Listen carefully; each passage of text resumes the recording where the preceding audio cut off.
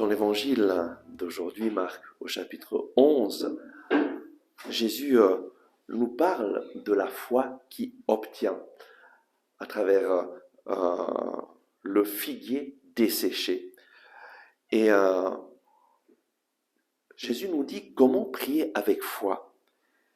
Et il dit tout simplement, ayez foi en Dieu. En vérité, je vous le dis, si quelqu'un dit à cette montagne, soulève-toi et jette-toi dans la mer, et s'il n'hésite pas dans son cœur, mais croit que ce qu'il dit va arriver, cela lui sera accordé. C'est pourquoi je vous le dis, tout ce que vous demandez en priant, croyez que vous l'avez déjà reçu, et cela vous sera accordé. Ayez foi en Dieu. Lorsque nous avons des problèmes, c'est très facile que nous fixions notre attention sur les problèmes, sur les difficultés. Et toutes nos émotions sont centrées sur le problème. Et nous perdons de vue celui qui peut répondre à nos besoins, à ce problème. Parfois, nous laissons la crainte envahir nos cœurs et toute notre attention, toutes nos émotions sont vraiment orientées vers cette crainte. Et nous nous laissons dominer par la crainte. Parfois, nous laissons nos sentiments vraiment nous dominer et dominer aussi notre prière. Et qu'est-ce qui se passe? Notre foi diminue, notre foi en un Dieu qui pourvoit n'est plus là. Pourquoi? Simplement parce que nous focalisons notre attention sur le problème au lieu de focaliser notre attention sur celui qui est la réponse à nos problèmes. Et donc, ayez foi en Dieu. Qu'est-ce que cela signifie concrètement pour notre vie? Ayez foi en Dieu, ça signifie croire que Dieu m'aime personnellement. Oui, Seigneur, je crois que tu m'aimes personnellement parce que tu es mon papa. Et puisque tu es mon papa, je crois que tu prends soin de moi, que tu prends soin de chaque détail de ma vie. Je crois que tu connais tous mes besoins et donc dans cette situation de difficulté, tu vas me donner le mieux. Les parents comprennent très facilement que, puisqu'ils aiment leurs enfants, quelles que soient les circonstances dans lesquelles leurs enfants vivent, ils les aiment sans condition, ils comprennent qu'ils vont faire le meilleur pour leurs enfants. Dieu t'aime, tu es son enfant, il t'aime personnellement et il désire le meilleur pour toi. Avoir foi en Dieu, c'est vraiment avoir cette certitude de cela, que Dieu m'aime personnellement et que Dieu m'aime sans condition. Ça veut dire que je n'ai rien besoin de faire pour mériter son amour. Très souvent, lorsque les personnes s'adressent à Dieu, ils essayent de l'amadouer en essayant de faire quelque chose pour lui faire plaisir, en espérant que en récompense, Dieu va leur donner quelque chose. Non, Dieu t'aime sans condition. Tu n'as rien besoin de faire pour recevoir son amour, pour mériter son amour.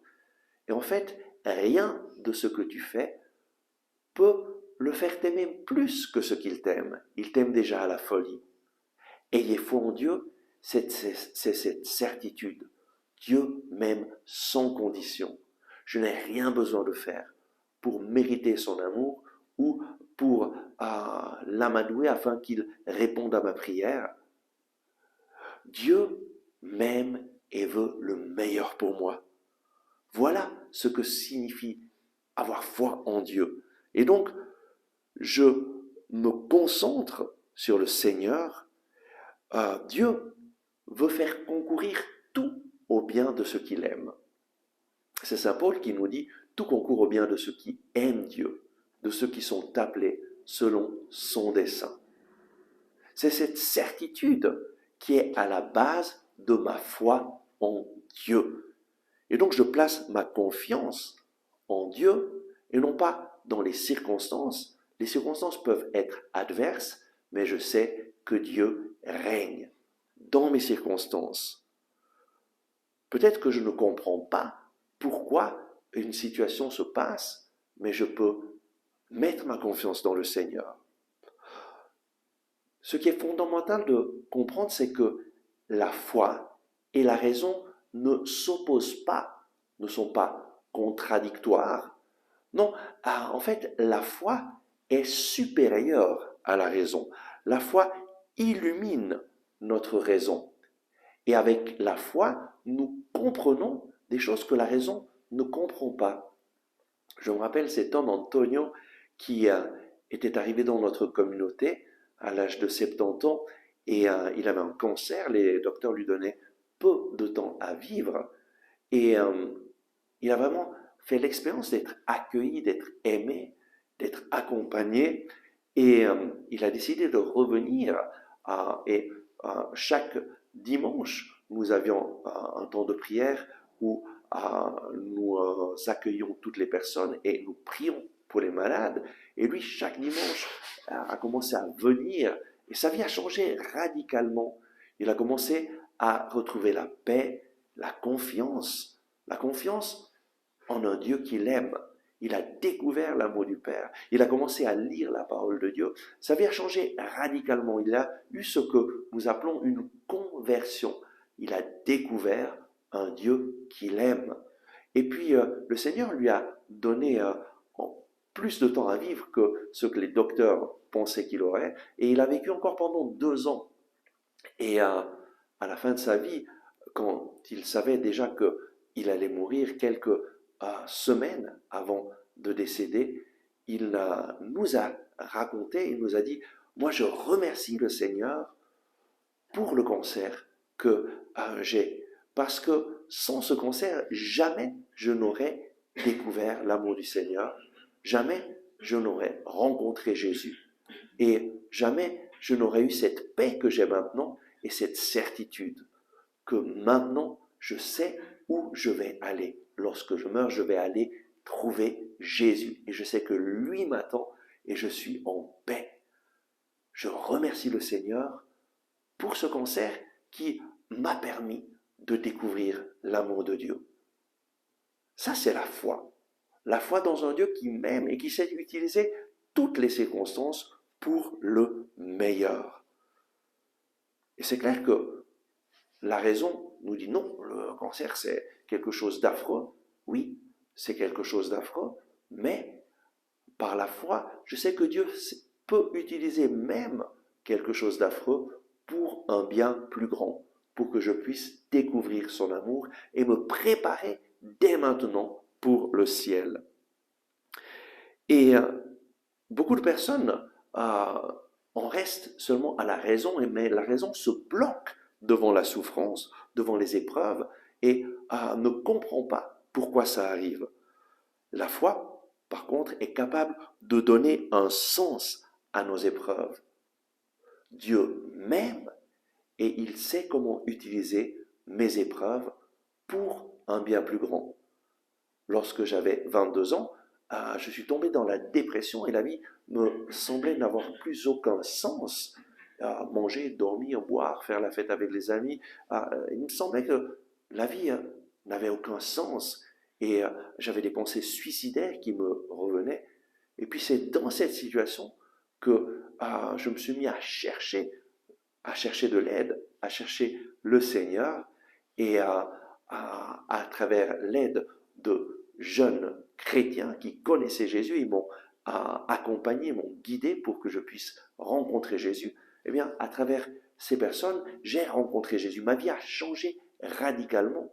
Et maintenant, par la foi, je me rends compte que Dieu a permis ce temps de dépression, de crise existentielle pour un plus grand bien, pour que je le connaisse, pour que je le cherche. Dieu sait faire concourir tout au bien de ceux qu'il aime. Et donc, ayez foi en Dieu, qu'est-ce que cela signifie?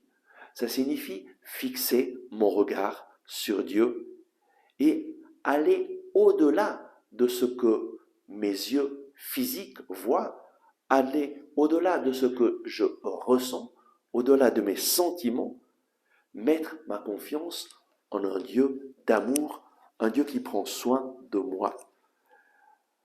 Abraham nous enseigne ce qu'est la foi, nous le voyons dans la lettre de Saint Paul aux Romains, au chapitre 4, versets 20 et suivants. Verset 18 et suivant. Espérant contre toute espérance, Abraham crut et devint ainsi le père d'une multitude de peuples, selon qu'il fut dit, telle sera ta descendance. C'est d'une foi sans défaillance qu'il considéra son corps déjà mort, il avait quelques 100 ans, et le sein de Sarah mort également. Appuyé sur la promesse de Dieu, sans hésitation ni incrédulité, mais avec une foi puissante, il rendit gloire à Dieu, certain que tout ce que Dieu a promis, il est assez puissant ensuite pour l'accomplir. Voilà pourquoi ce lui fut compté comme justice. Abraham eut foi en Dieu, et Dieu qui lui avait promis, lorsqu'il avait 75 ans, qu'il aurait une grande descendance. Et pendant 25 ans, Abraham s'est appuyé sur cette promesse du Seigneur, et lorsqu'il avait 99 ans, il n'avait toujours pas d'enfant, il n'avait toujours pas cet enfant de la promesse, mais il s'appuya sur cette promesse. Et Dieu lui donna de devenir père à l'âge de 100 ans. Abraham est notre père dans la foi parce qu'il a décidé de mettre sa confiance dans le Seigneur et dans la promesse du Seigneur. Et donc, ayez foi en Dieu, cela signifie croire dans le Seigneur, croire dans sa parole, croire dans ses promesses. Voilà pourquoi un chrétien prend toujours la parole de Dieu en main et se met à lire les Écritures en disant « Seigneur, parle-moi, j'ai besoin de toi, guide-moi, montre-moi ce que je dois faire, montre-moi tes belles promesses, que je puisse découvrir ton plan d'amour pour ma vie. » Ayez foi en Dieu, ça signifie voir la réponse à tes prières avant même d'avoir obtenu la réponse. Lorsque je prie par exemple pour les malades, j'ai une certitude que Dieu interviendra. Et je vois la réponse du Seigneur avant même de voir cette réponse. Je ne sais pas quelle sera la réponse du Seigneur. Mais ce que je suis sûr, c'est que à travers la prière, le Seigneur va donner de l'espérance à cette personne. Le Seigneur va réveiller sa foi, réveiller sa vie spirituelle. Je suis sûr que quelque chose va se passer. Pourquoi? Parce que Dieu aime chacun de ses enfants et déverse sa grâce lorsque nous prions les uns pour les autres. Parfois, la personne a une rencontre personnelle avec Jésus. Parfois, la personne pour laquelle je prie ressent l'amour du Seigneur et quelque chose change dans son cœur. Parfois, elle rencontre la paix. Parfois, la personne aussi guérit physiquement. Ce n'est pas moi qui décide ce que Dieu va faire, mais moi, je prie pour les personnes avec une certitude. Dieu interviendra. Et alors, avec cette certitude, nous collaborons avec le Seigneur afin que le meilleur se réalise. Dieu veut le meilleur pour toi. Ayez foi en Dieu, ça signifie croire que lui veut le meilleur pour moi et qu'il me donnera bien plus que ce que je peux penser, imaginer ou demander. Il me donnera le meilleur, et le meilleur, c'est lui-même. Il se donnera à moi à travers la prière. Et donc, crois et tu verras le Seigneur intervenir. Peut-être pas comme toi tu voudrais sur le moment, mais lui interviendra. Ayez foi en Dieu, c'est aussi remercier Dieu. Certain que Dieu agira pour le mieux. Saint Paul nous dit dans la lettre aux Philippiens au chapitre 4, verset 6, « N'entretenez aucun souci, mais en tout besoin, présentez à Dieu vos requêtes avec des actions de grâce. » Remercions le Seigneur remercions le Seigneur avec cette certitude que lui veut le meilleur pour nous. Et donc, ayez foi en Dieu. Ça signifie mettre ta confiance dans un Dieu qui t'aime, qui veut le meilleur pour toi, qui a un projet d'amour parfait pour ta vie, qui t'aime sans condition.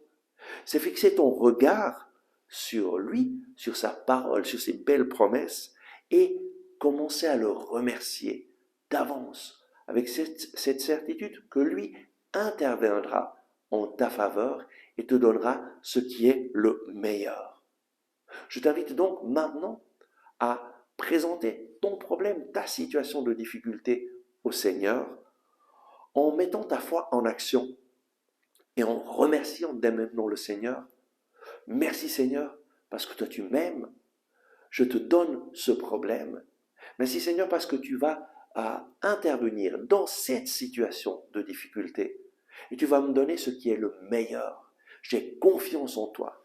Je te donne mon cœur, ma vie et je crois que tu vas faire ce qui est le mieux pour moi. Merci Seigneur parce que tu m'aimes et tu interviens dans ma situation. Amen.